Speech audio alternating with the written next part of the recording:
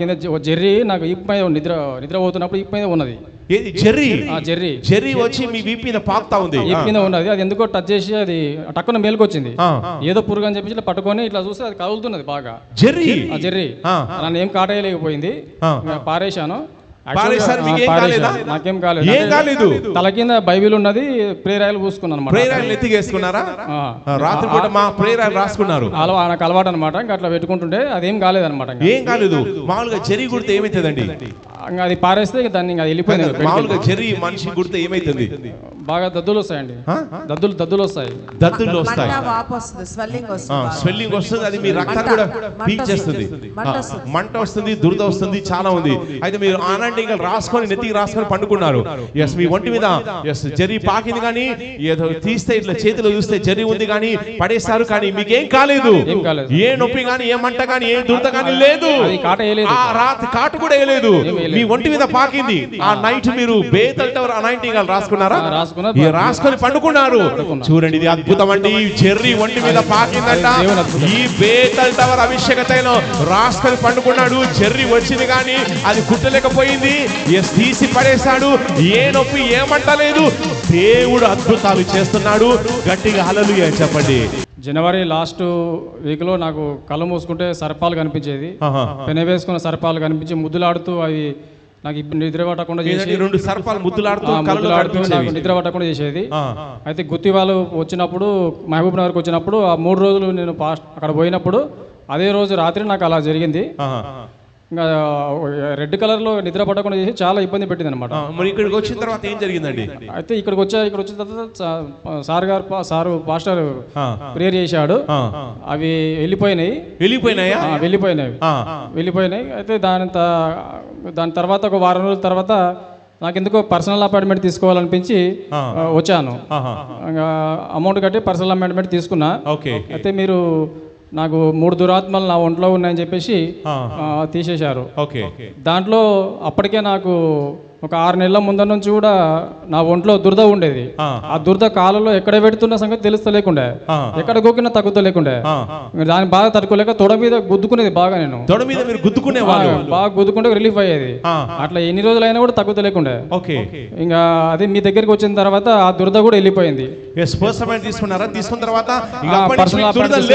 లేదు. అంటే ఎంత తీవ్రంగా ఉండేదండి? గోక్కునే వాళ్ళ బాగా గోక్కుని గుద్దుకుంటే పోతున్నాయి.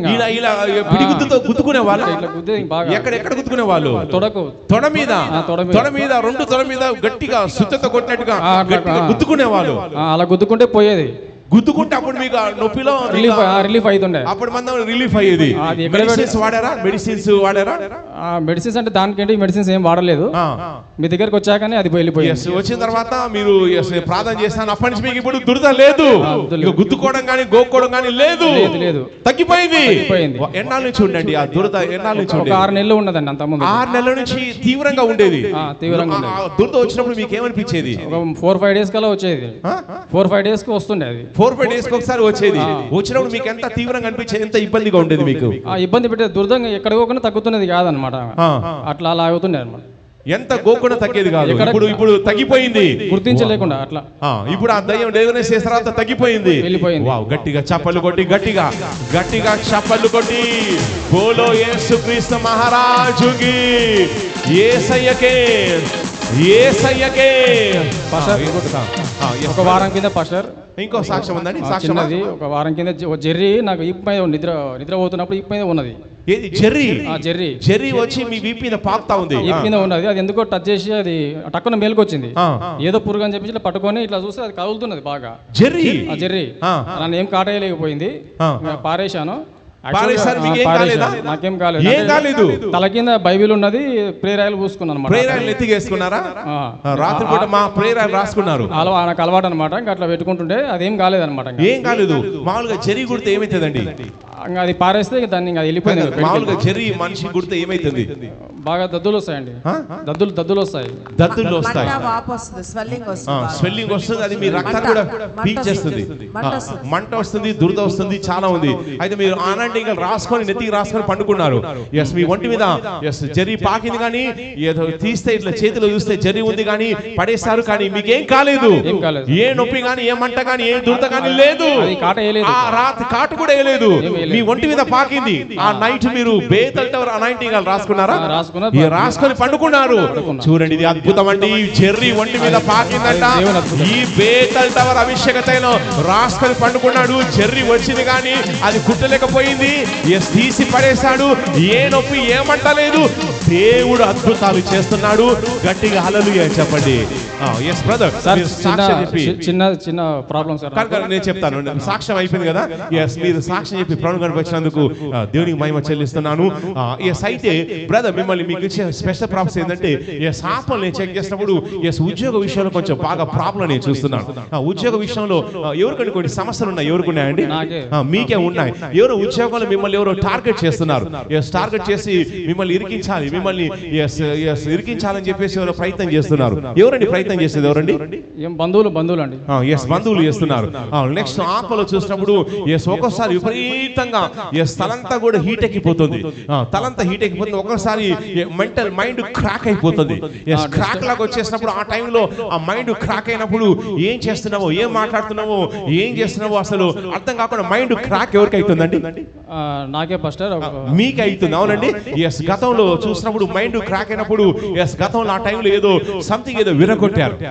ఎస్, చేతిలో ఉన్న ఫోన్ కూడా ఇట్లా ఇస్రేయడం నేను చూస్తున్నాను. చేతిలో ఇస్రేసారు. నెక్స్ట్ ఏదో టీవీ కూడా ఏదో పగిలింది. పగిలిందా? టీవీ అంటే 15-20 ఏళ్ల కింద. 20 ఏళ్ల కింద పగిలింది. ఫోన్ అంటే ఒక 2-3 ఏళ్ల కింద. ఎస్, పలగొట్టారు. అవునా?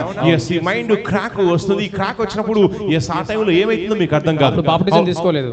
బాప్టిజం తీసుకోవాలి. మరి తీసుకోకపోతే అప్పుడు తీసుకోలేదు పాస్టర్. ఏది? ఫోన్ పలగొట్టినప్పుడు, టీవీ పలగొట్టినప్పుడు తీసుకోలేదు. తర్వాత తీసుకున్నారా? తీసుకున్నా. ఎస్, అయితే మంచిది. ఎస్, అయితే ఆ దుష్టాత్మ ఏంటంటే అప్పుడప్పుడు ఈ అమాస్ టైంలో, పుణ్యం టైంలో ఏదో వచ్చి అటాక్ చేయడం నేను చూస్తున్నాను. ఎస్, అమాస్ టైంలో, పుణ్యం టైంలో అటాక్ చేయడము. ఎస్, దానివల్ల ఎస్ కొంచెం సమాస పుణ్యం రాగానే ఎవరికండి కొంచెం తేడా అనిపిస్తుంది? ఎవరికండి? ఎస్, ఒంట్లో తేడా అనిపిస్తుంది. ఎస్, మాటలు, ప్రవర్తనలో కొంచెం తేడా అనిపిస్తుంది. ఎస్, డిఫరెంట్ వ్యక్తి లాగా ఉంటారు. మామూలుగా మిగతా టైంలో ఒకలా ఉంటారు. ఈ అమాస పుణ్యం రాగానే ఎస్ ఇంకోలా మారిపోతారు. ఎవరండి అట్లా మారేది? ఎవరండి? నాకే ఉండొచ్చు. మీకు ఏమనిపిస్తుందండి? మీ వైఫ్ ఏమని చెప్తుంది? డిఫరెంట్ అంటే ఇప్పుడు అప్పుడప్పుడు అనిపిస్తుంది కొంచెం డిఫరెంట్ గా, అంటే కొంచెం క్రాక్ డల్ గా ఉంటాను, మానసికంగా కొంచెం డల్ గా ఉంటాను. డల్ గా ఉంటాను. ఎస్, నెక్స్ట్ తర్వాత ఎస్ ఒక్కోసారి చనిపోవాలని ఎస్ అనిపిస్తుంది.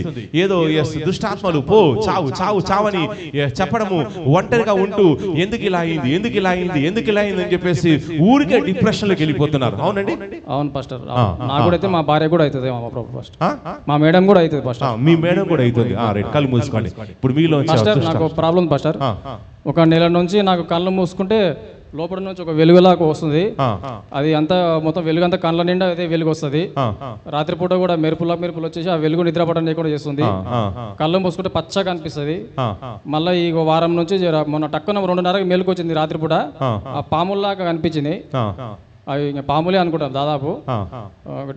కళ్ళు మూసుకుంటే మొత్తానికి అయితే వెలుగు వస్తుంది పాస్టర్. కళ్ళు మూసుకుంటే వెలుగు దూతాది. నిద్రపడని ఇస్తలేదు పాస్టర్. ఇప్పుడు కళ్ళు మూసుకోండి. వెలుగు దూత మీలో బయటకు వచ్చేస్తుంది. యేసుక్రీస్తు నామంలో. నజరేయుడు కళ్ళు మూసుకోండి. యేసుక్రీస్తు నామంలో. యేసుక్రీస్తు నామంలో ఈ బిడ్డ వంట ఉన్న దురాత్మ బయటకు వచ్చేస్తున్నాం.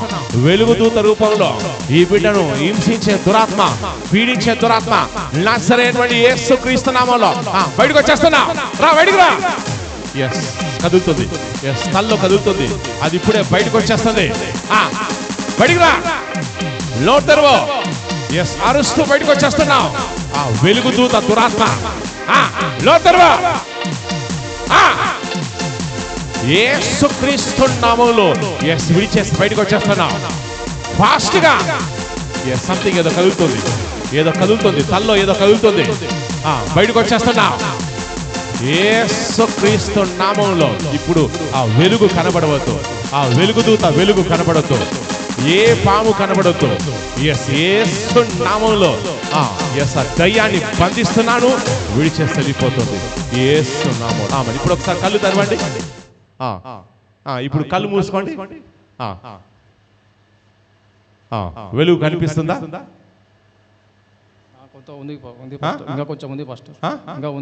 కళ్ళు మూసుకోండి. ఇప్పుడు మొత్తం వెలుగు ఆగిపోతుంది. వెలుగు మొత్తం కూడా ఆగిపోతుంది. ఈ రెండు కళ్ళల్లో కనిపించే ఆ వెలుగు దూత వెలుగును పూర్తిగా బంధించేస్తున్నాను. ఇక వెలుగు కనబడద్దు, వెలుగు కనబడద్దు, పాము కనబడద్దు, పూర్తిగా ఆగిపోతుంది. విడిచేసి వెళ్ళిపోతుంది. ఇప్పుడు కళ్ళు తెరవండి, కళ్ళు తెరవండి, ఇప్పుడు కళ్ళు మూసుకోండి. ఇప్పుడు మీకు ఏ వెలుగు కనిపించదు. ఏముంది? వెలుగు లైట్ ఉంది. ఈ లైట్ కాదు, ఈ లైట్ కాదు నాయన, ఇక్కడ అంతా లైట్ ఉంది. ఈ లైట్ కళ్ళు మూసి కనిపిస్తుంది. లోపల లైట్, లోపల లైట్ కళ్ళు మూసుకో. ఈ లైట్ కనబడుతుంది కానీ లోపల లైట్ పూర్తిగా ఆగిపోతుంది. ఈ ట్యూబ్ లైట్, ఈ ఆలోచన లైట్లు కనబడతాయి, పూర్తిగా ఆగిపోతాయి. యేసు క్రీస్తు నామములో ఆగిపోతున్నాయి. అద్భుతం జరుగుతుంది. యేసు నామములో. ఆమేన్. God bless.